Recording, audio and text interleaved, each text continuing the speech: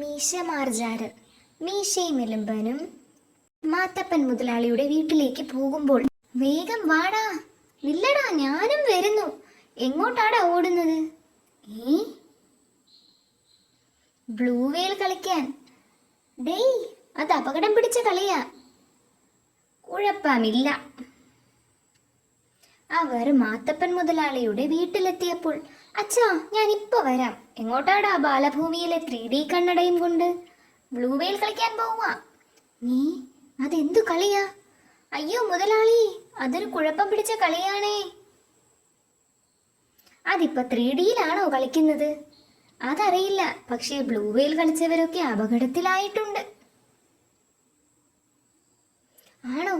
എങ്കിൽ അവനെ കളിക്കാൻ സമ്മതിക്കരുത്.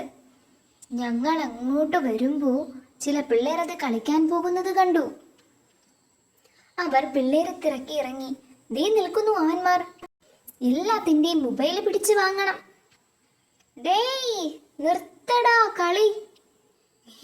അയ്യോ, എടടാ മൊബൈലെല്ലാം. മൊബൈലിലോ? ഞങ്ങളുടെ കയ്യിൽ മൊബൈലൊന്നും ഇല്ലല്ലോ. പിന്നെ നീയൊക്കെ എങ്ങനെയാടാ ബ്ലൂ വെയിൽ കളിക്കുന്നത്?